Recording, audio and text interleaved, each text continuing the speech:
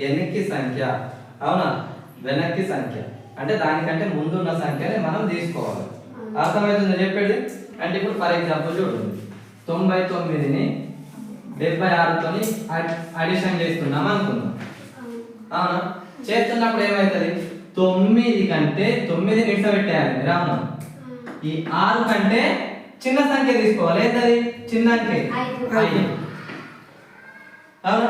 ఒకటి ఎట్లా చేద్దాం ఉంటుంది కదా, కాబట్టి ఇది ఎంత ఉందో అంతే రాసేయాలి. ఒకటి. అర్థమైందా?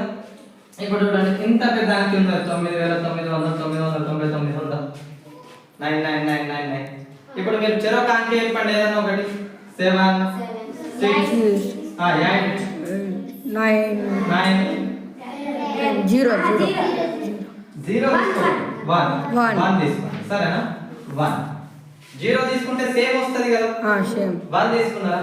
1 కంటే చిన్నదేమి 0. ఇది సేమ్ రాసేయాలా?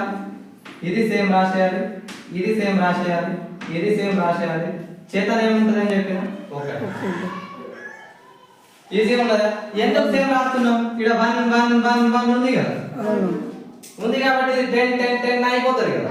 సేమ్ అట్లా. ఇప్పుడు చూడండి, ఇంత పెద్ద చేసినా సరే 9కి ఏ అంకెనైతే మనం కలపాలనుకుంటున్నాం 1 2 3 4 5 6 7 8 9 చూడండి 0 1 2 3 4 5 6 7 8. ఓకే, అంతే చాలు. ఓకేనా? ఫస్ట్ దానికి మాత్రమే మనం ఏం చేయాలి? ఒకటి తక్కువ చేయాలి. ఏం చేయాలి? తక్కువ. ఏమవుతుంది? 7.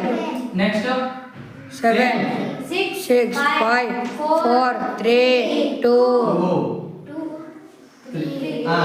3 2 1 0 ఒకటి ఉంది కదా. ఒకటి చేతన అవునా? 1 9 కూడికలు పెద్దగా కనిపిస్తాయి కదా మీకు.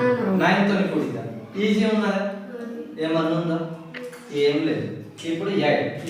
ఇప్పుడు మీరే చెప్తారు చూడండి. అవునా? వేరే ఇప్పుడు రాస్తున్నా చూడండి, మీరే చెప్పాలి, నేనేం చెప్పా. 5 6 7 8 9. 8 7 6 5 1. ఓకేనా? ఇది 9 తో. నెక్స్ట్ ఇప్పుడు దేంతో చేద్దాం? 8. దేంతోని? 8 తో చేద్దాం చూడండి. ఇప్పుడు మీకు 1 to 9 వరకు అందరికి వస్తాయి కదా.